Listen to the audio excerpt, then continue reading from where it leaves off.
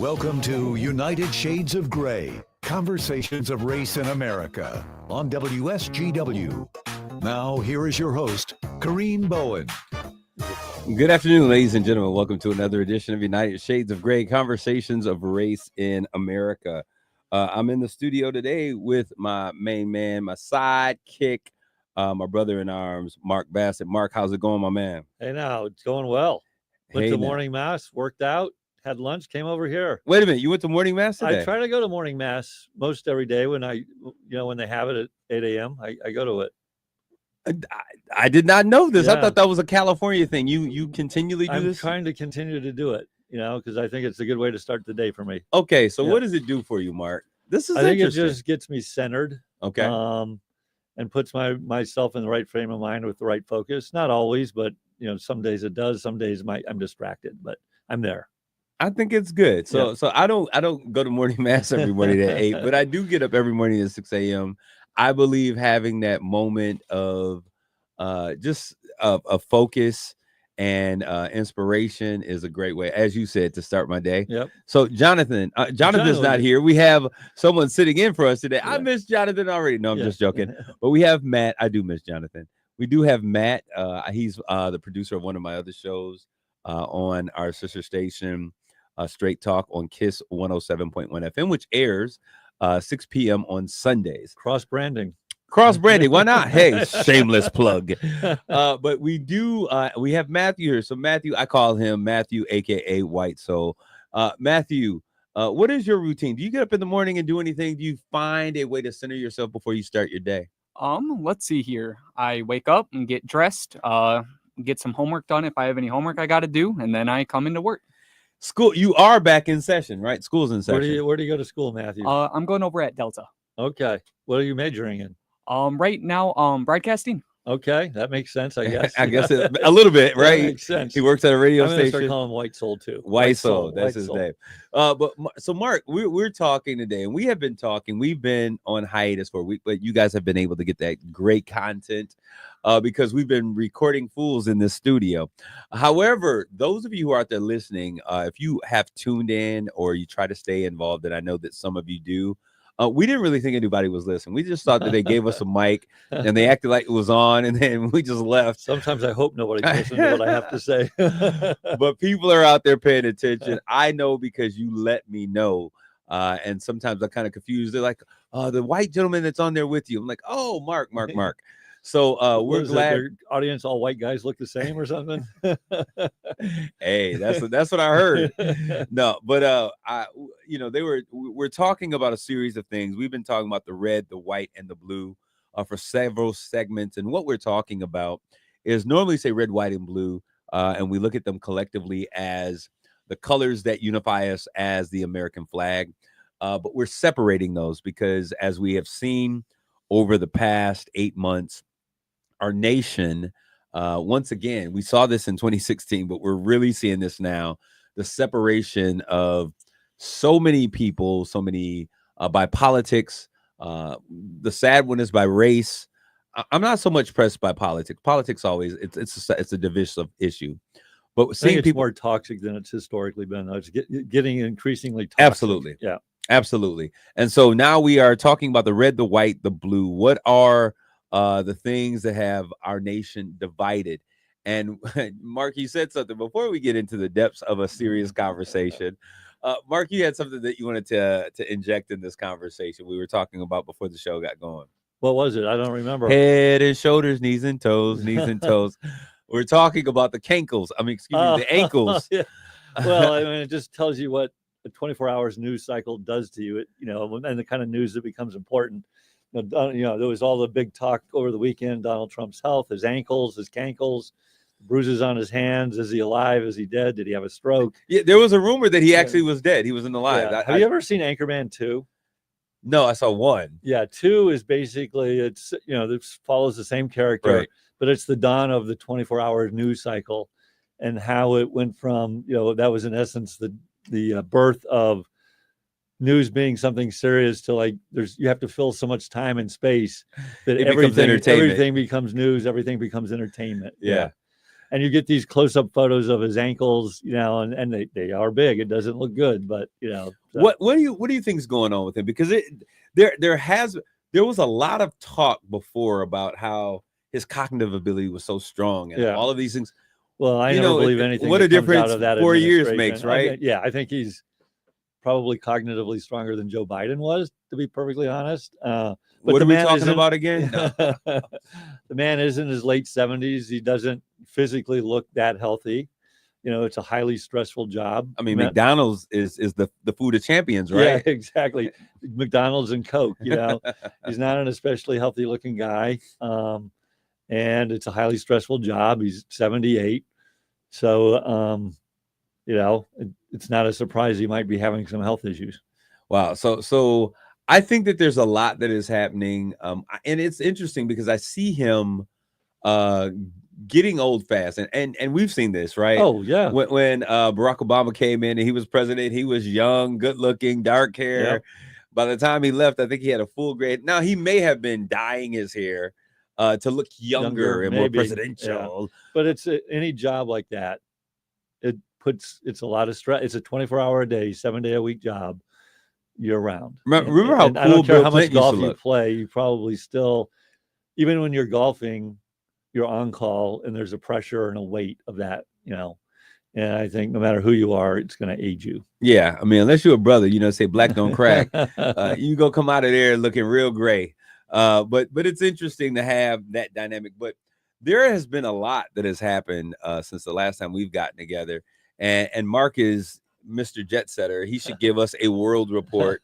Mark, what you got coming up in the next couple of weeks? Yeah, well, on Monday, I have to fly out to Newport Beach for a board meeting.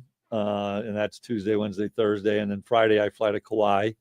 Next Friday, the 12th. Kauai. I didn't even know what Kauai was. Kauai is one of the Hawaiian Islands, one of the 4 main Hawaiian Islands where tourism exists and people live. And then on the 16th, I fly over to Oahu for 7 days, and then we'll head back home. So Oahu is just a trip? Just another, it's just for fun. So I'm actually going, and I helped organize it. I helped organize a few of these, but it's my 50th reunion for my graduating 8th grade class at St. Anthony's in Kailua. And your 8th grade is getting together? Well, yeah. Yep. How many people do you think will be there, Mark? Probably about 30, including spouses. So really? About 20 graduates. Wow. We probably had 70. So it's not a huge percentage, but a decent percentage. I mean, you're almost hitting 50%. Yeah. Well, for 8th grade, Mark? Well, yeah, I know. We were a very tight class. And the thing about Hawaii and Oahu is a lot of people actually don't leave. And so they remain there. Oh, okay. And so they're not dispersed to the wind. Okay. A decent, probably half the people that graduated from that class still live on Oahu. So, wow. If you're looking and you've noticed that I look noticeably darker, it's because I did get a little bit of sun. I'm sitting here looking at myself in the screen of the camera, and I'm like, dang, you are darker. I don't know if you darken. Are you? I didn't notice. My gosh. I'm slightly okay. darker. Maybe you need to flip the backdrop and make it like white with blue letters. Maybe. And that's what we need to do, because a brother needs to get his light. A little in here. contrast. It's lighting, contrast. okay? Yeah. All right, but we have been talking, and there's a lot that has happened over the past couple of weeks. And when I say that, let's start here. We'll start here for the sake of this conversation. Occupy DC.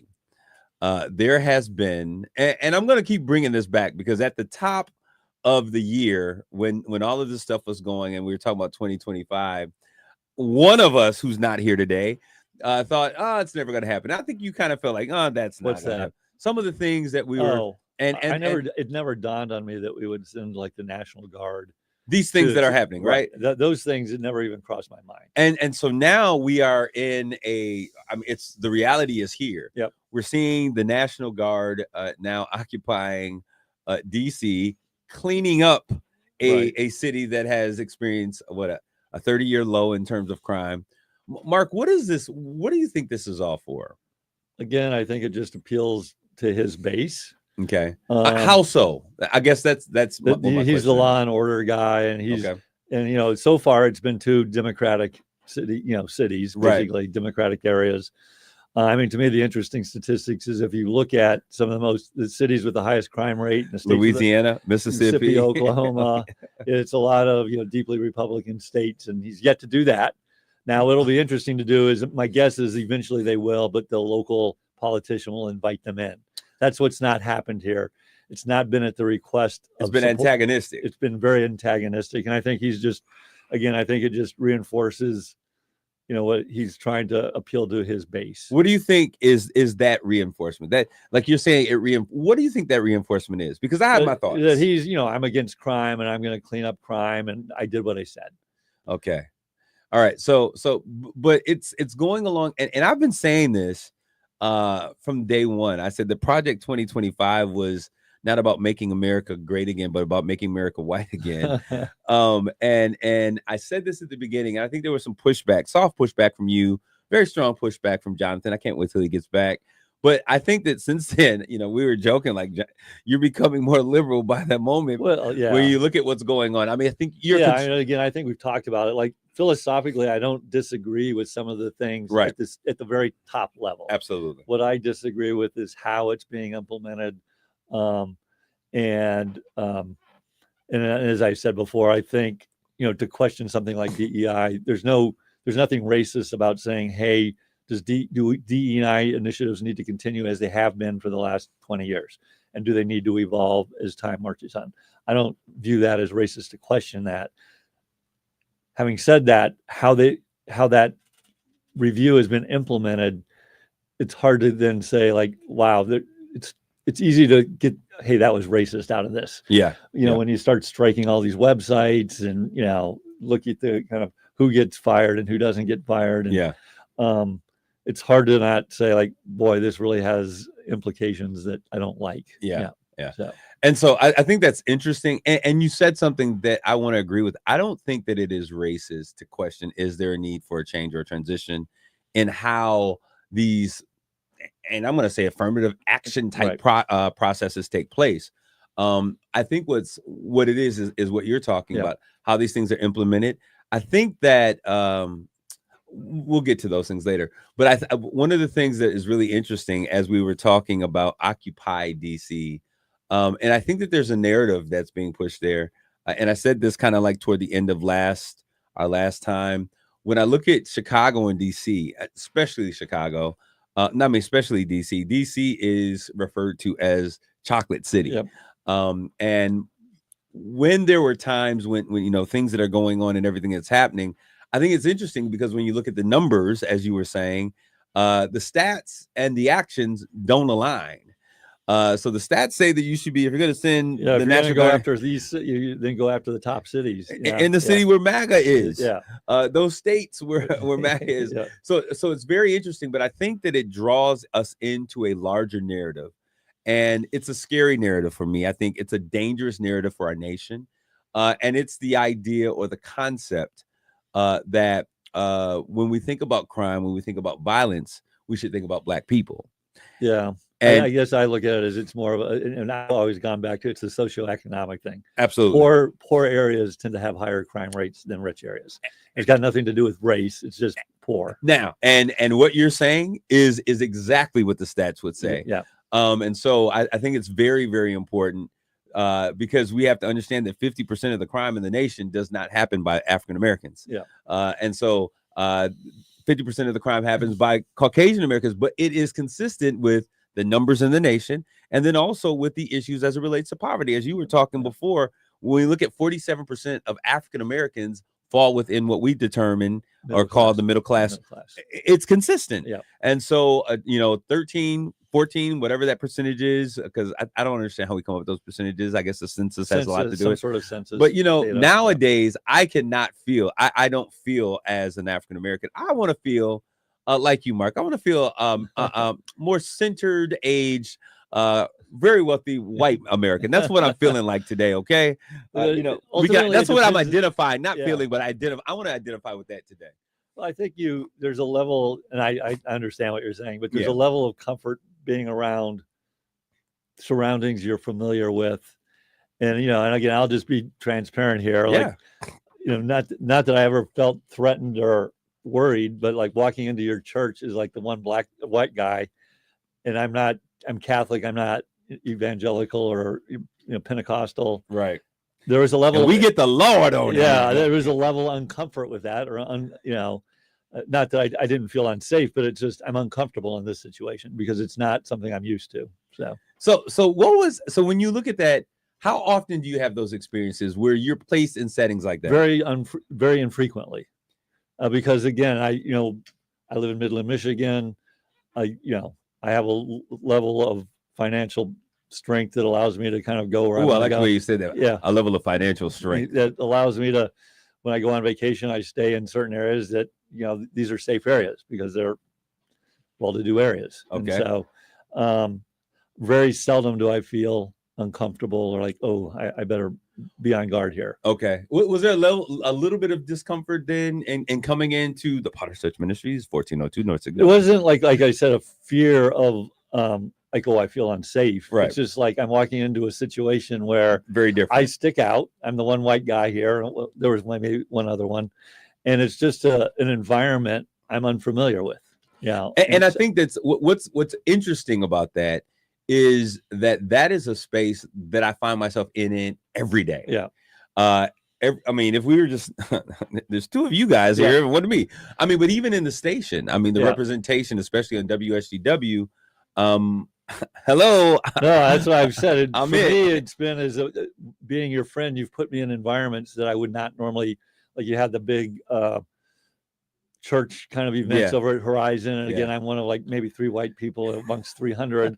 And again, it's a very I have a way better understanding of what it must be like for a black person to walk into a room full of white people. Absolutely. And so I have a much better appreciation and understanding of, even if you don't feel unsafe, it's just a different environment. Absolutely. Yeah. So and so you throw those things in with just kind of like those cultural things that we like, the things that we like that we don't see that are present. You come in and you worship with us. Some of the songs may have lyrics that you've heard before, but it's done in a very different manner. So there is a need. Why are you laughing? I'm just remembering when it was I think your celebration for your 10th year, maybe. Yeah. And I came in and you asked me to give a small talk. Yeah. And it was the first time in my life I had backup music for my talk. And I remember saying like, wow, this is amazing. This is the first time I've had backing music for his theme music. My theme music, and that your musician, the heavier set guy, says, hey, do you want me to stop? I said, no, I love it. Keep going, man. So that is something that's characteristic. Yeah. So it is a natural thing and a natural phenomenon. And I don't think that most of white America, Mark, takes that into consideration. Yeah. That when a black person shows up and at an interview, we already know that when we get to this place, that there's going to be very a great likelihood that there's not going to be anyone on that board that looks like me. Right. I'm coming into a space that already, based upon the location or just the environment, I'm going to be one of few that are there. Mm-hmm. And so there's those added stressors that we as a community continually have to deal with and go through, right? That I don't think that most America has to really understand, because they've never been put in that position. So I want to thank you, Mark, actually, for allowing those immersive opportunities for you to come in. I think it's one of the things that really has been making you more of an ally, understanding some of those things, taking those things into account. And I think that when you do that, that's what happens. Allyship happens. Well, I've told this story a couple of times. Like my daughter-in-law, who's very Hispanic, right, first generation Mexican, born in the U.S. Parents immigrated from. She listened to the show early on, and she actually reached out and said, and it really hit home. Right. Like, hey, an example of the kind of racism that you don't have an appreciation of. Like, anytime I walk into Tiffany's, all of a sudden I get a ton of extra attention, and it bothers me. And most white people don't have any clue what that's like. No clue what that's like. Shopping while black. It happens every day. Yeah. Or others. Shopping while other. But it's not all others, because it's a very different response when Asian Americans come into a space, because people assume, oh, they're smart, they got money, they can do this. They're a doctor, they're an engineer, they're a lawyer, or whatever. So y'all see what I'm saying? This is all we saying. Give peace a chance. But as we look at this, Mark, and we look at that occupation, I was saying about the narrative that is there. the narrative that has been pervasive in America really is that crime occurs because of Black folks. And so I think that there's a real pointed audience, as you talked about, this is toward his MAGA base.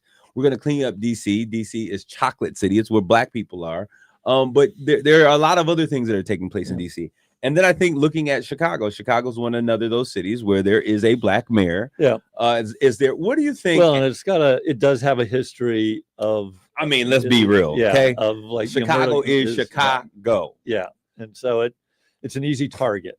Absolutely. Big Democratic city, reputation of a super high crime rate, lots of murders. Now, if you actually do the rate, it's not actually as high as a lot of these Republican cities because. I mean, let's talk about Little Rock, Arkansas, right? Yeah. And because it's just got so many people, 10 murders in a city of that many people. That's nothing. Yeah. It's nothing compared to 8 murders in Little Rock, Arkansas, from a ratio perspective. So I think that that's an interesting piece that we need to look into. And the reason this is important is because when we start talking about bringing the National Guard into spaces, we're talking about really occupation by something that is paramilitary, that kind of leads and is a segue into the possibility of having military forces in places. Right. And that's a very unusual and foreign concept. I don't think most people in the active duty military think that's what they should be doing either. Is my personal belief. And so I think that's an interesting conversation. Yeah. And I think that it is a pathway. The more something happens, the more we become accustomed to it being a way in a course of action. So as we look at what I think is democracy being threatened, these conversations about fourth terms, these conversations about being a king, these types of movements are things that we have to be aware of. We're going to come right back with more United Shades of Gray. Stick, stay, don't go away.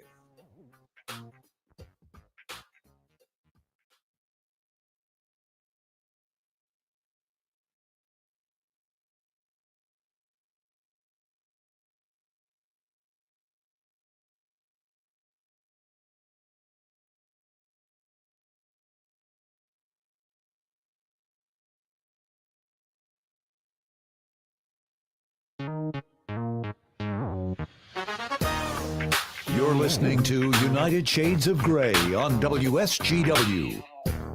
This is Kareem, and we're here with more United Shades of Gray, conversations of race in America. Before the break, we were talking about Occupy DC and Occupy Chicago.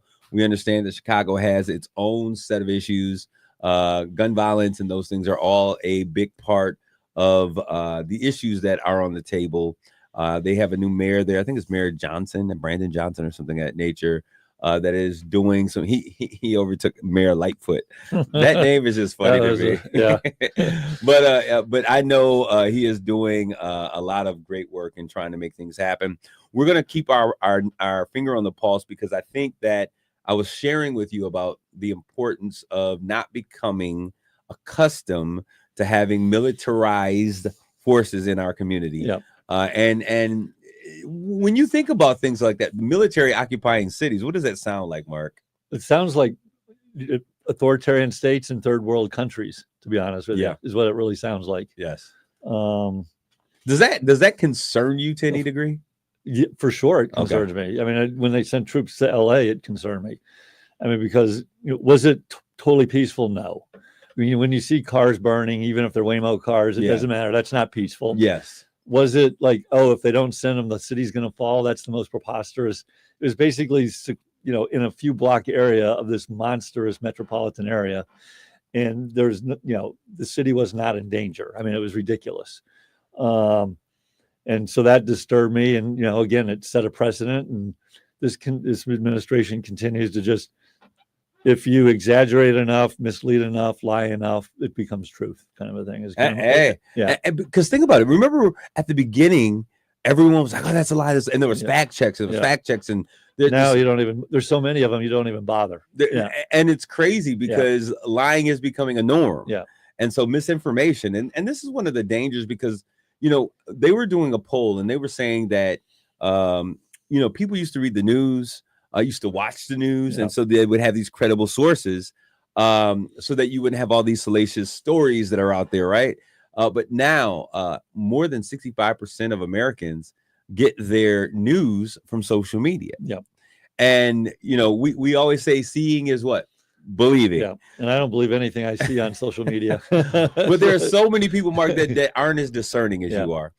So many seniors that get their information. We were talking, I was talking with someone once before, and I was saying, hey, so, they were sharing their perspective. I'm like, so what do you watch? I'm just curious. Yeah. What media do you watch? Newsmax or Fox News? Fox News or Newsmax? Yeah. And I was like, do you ever just turn no, because all that other stuff is like, have you ever thought that possibly what you think Fox News is, that there is some liberal Democrat, progressive that is watching maybe CNN and MSNBC, Thinks the exact same thinking thing. the same exact thing? Yeah. So maybe you need to diversify. But they're just wrong. I mean, that's the. I mean, That's because exactly this is it. ultimately that's my parents. It's like, because I got into a debate with my dad. Not a debate. He asked me, well, "What do you think?" I don't watch any of them.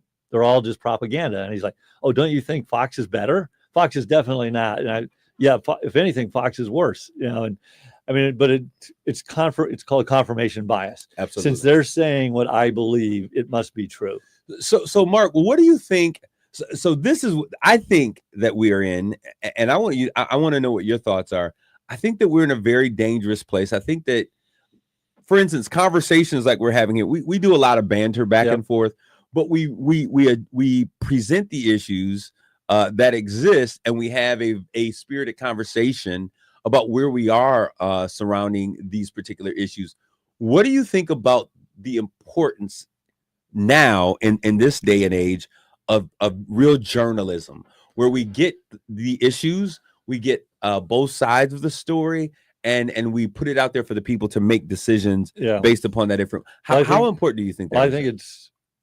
I think it's extremely important. I don't know that it exists, or if it exists, it's an exception, not the rule. Okay. In my mind, there's been two big issues. One is what you just talked about. There's no more objectivity in quote unquote the news. It's really just propaganda and entertainment. And so there's no place to go for kind of an unbiased, okay, here's the information. You need to make a decision. I think the other thing that's become, I wish we could just blow it up, but you can't at this point, is social media. Because it's just so toxic, and it's just so full of misinformation. And, and to me, those have been, I think, two of the biggest issues that have kind of led us down the path we're on. And I just don't know how to unwind those things. And I want to throw this out there, Mark. I think that I know it's obvious. There's been a real targeted effort on disbanding the securities in place to make sure that the information that's being presented in social media is accurate. Freedom of speech, and then it's and so when we look at these things, when we look at the fact that we have auditor generals and these fail-safe individuals, these protectors of all things that are supposed to be safe being removed, we have this opening of the social media platform, and really just say, let anything fly, let it out there, let the people have the way. It is the First Amendment in its best practice. When we see all of these things, to me, it's dangerous, and I think that it's intentional, because we want Americans to question what's real, what's not real. I don't know what to believe anymore. Like I'm on and I'll use a personal example of, like, I have had high cholesterol. Right. But I'm a healthy guy. I don't think I have any heart disease, and I'm on the lowest level of cholesterol medicine. Well, if you scroll Instagram about cholesterol, you'll find like half the posts are like, you should never take these cholesterol medicines. They're bad for you. This is what you should really look at. Take pumpkin seeds. And these other guys are like, no, it is important. You should take the medicine. And it's like, well, where's the truth? You don't know where to turn anymore. Before you take this medicine, you should make sure your doctor does this. Yeah. And so I think that you're so right. I mean, hey, if you're trying to, if you're not feeling well, it's not your diet, it's your gut. Yeah. So take pumpkin seeds. Don't take pumpkin seeds. You need to do this. Never do a crunch again. I've never seen anyone who had strong abs without doing some type of a crunch. Yeah. But, so we see all of these everyone has the ability to become an expert. Yeah. So now we've allowed folks who haven't done study, who don't have research, data doesn't, there's this whole thing. And this is funny to this point. Well, we've got to look at Robert Kennedy's whole, I mean, it's like we've got people in charge of medical departments that aren't even doctors. Yeah. Making decisions. I mean, it's the craziest thing I've ever seen. And so now we have other folks who are wearing down in the red hats who are saying, listen, we're going to, in Florida. And I was mad. Like, why do they always get a brother to do this craziness? Mark, I think there's a pattern here. I mean, let's make, is it Herschel Walker? Not Herschel Walker. What's the other guy? We're going to make him over child reading and getting killed, kids spits. I can't remember which one it was. And he's a pedophile. Carson. Yeah. I'm like, what is going on here? Yeah. And then we're going to take Ben Carson and he's going to praise him. And then we're going to make him over HUD. Yeah. You got Robert F. Kennedy Jr. over our healthcare. Yeah. And you got Ben Carson, who's one of the best, most known separating Siamese twins and and heart transplants over HUD. Yeah. HUD is where you put the people that nobody cares about. It's the leftover stuff. What in the world are we going to? But I think it is all there so that when we look at what's taking place, we don't have people really to question what's happening. Yeah. Well, yeah. And it just creates confusion and no one trusts the establishment and they're going to, again, believe, what they see on social media, if it agrees with what they supports what they believe. I'm just hopeful, Kareem. I think history has a way of there's a pendulum, this pendulum theory, that pendulum swing one way or the other. That's what scares me. Yeah. And that at some point this will reverse. We went through a period, and it was before my time, the McCarthy trials about communism and Barry Goldwater. And so we've been through different times in history where, things happen and they swing way far one way. And then they usually swing way far the other way. Yeah. And then there's a period where it's kind of pretty good, and then it swings too far the other way. And so I'm hopeful that is what will eventually happen here. I do think the average American is beginning to question some of this stuff that's going on. And again, Trump won a lot of the vote of the Latin community.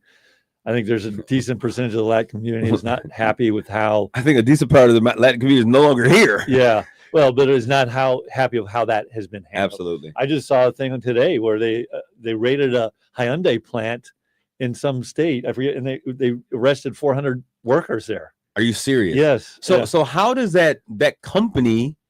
How do you continue the work? How do you continue to move forward? Yeah. Let me say something to all of you out there, and I'm sitting. Listen, I believe in having secure borders. I think it's essential.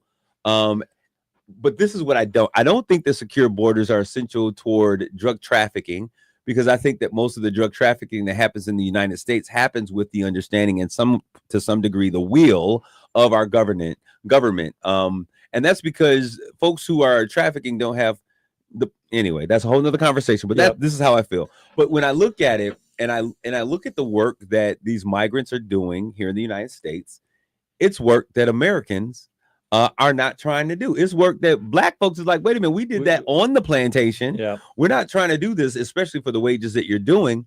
And so I think many of those individuals who are saying, kick them out, don't take into account the tremendous impact that will have on our economy. I mean, there's certain industries, like you said, farming, construction. I'm never going to be a farmer again. I know Black folks are farmers, but to me, farming is too much like being on a plantation. Yeah. The only farm that I'll ever man is the one that I'll have to make sure that we have sustainable produce. Yeah, and I think a lot, like you said, most people agree we should have stronger borders. Most people are in favor of hey, if there are illegal aliens here that are violent criminals or drug or gang members, they should be removed. We should hunt them down and remove them.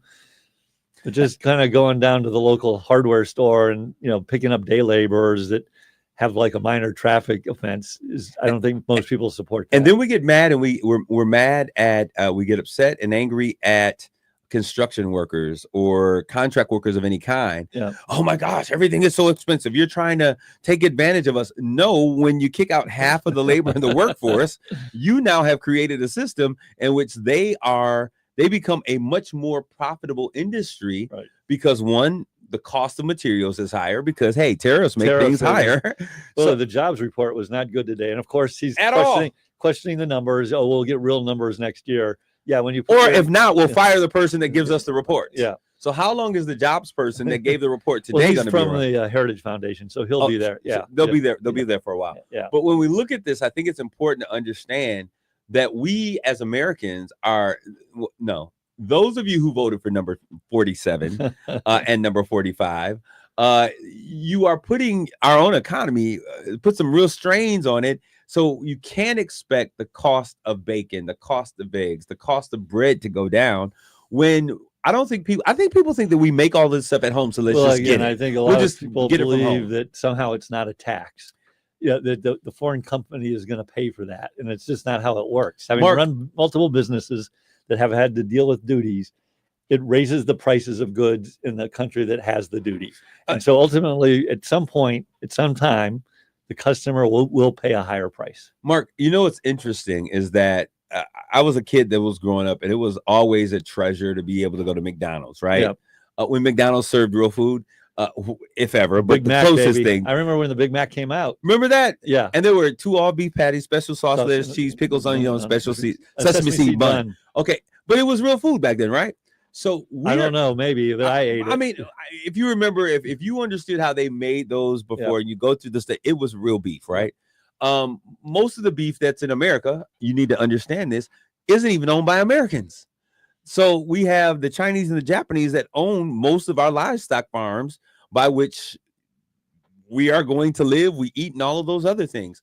The other thing that I think is important for us to understand is that when I went to McDonald's, I was saying how we would go to get a Happy Meal with the toy inside. It was so great. And it was like $2 for a Happy Meal. Yep. And I said that like Donald Trump, $2 for a Happy Meal. And I went the other day and I took some kids thinking like, hey, let's go to McDonald's. And when I got like a couple Happy Meals and 2 adult meals, it was like 35 something. It's called inflation. How? No, I understand inflation. Compounded inflation over 30 years is a But big number. I'm not just talking about them, but I'm talking like even 2 years ago to date. Yeah. McDonald's is no longer. It is a luxury. It is no longer a place where you can go and get a meal for folks. But in addition to inflation and in addition to the cost of living, everything is costing more. Mm-hmm. And so if you don't believe that inflation is a tax on the American people, we're now entering in the place that you're going to begin to feel it. Now we're entering. This is going to be interesting, Mark, because I think a lot of sentiment is going to be around what happens as we move into this Christmas season. Mm-hmm. And as people are looking to go, Black Friday is going to seem like, so you're giving us a Black Friday sale which puts prices back to where they were last year. Yeah. Those things. And I think the impact of these systems in America, I think the impact of the loss of migrant worker and the fact that they're afraid to even come out, those that are here, is real. Yeah. Well, ultimately you can't harvest, and which means there's less supply, which means prices go up. And so, there was a thing, and I want to jump in here and talk about this real quick. There's been some conversation. I don't know how this is actually going to happen, but this administration talks about it in a very tongue-in-cheek manner. And then we see things happen, executive orders come out that kind of drive that tongue-in-cheek manner that we thought we took very lightly to pass. There's been conversation about young people who get in trouble, who are problematic to the system, that we put them to farm on some of these farms. On the farm. Put them on the farms in some of those places. Yeah. We'll use inmates who are paying back a debt society. If there's a loss of labor because of the immigrants and we want them out the country, let's put those prisoners on those farms. There was a actual situation where I was looking at some imagery that was done where I think it was in one of the southern states. They actually had inmates on cotton crops where some of the migrants were going. What do you think about this, Mark? I don't know.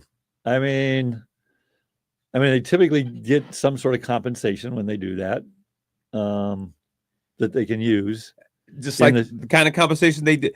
A lot of this, come on, Mark. I used to work for the Department of Corrections for Michigan. Yeah, how much do they get when they work in this prison? It's cents. Yeah, you're talking about 50 cents a day, and go buy a license. Can they plate. buy a cigarette for 50 cents? No, what's the cost of a cigarette in the prison? Somebody better put some on your books in the commissary. You're not getting anything. Yeah.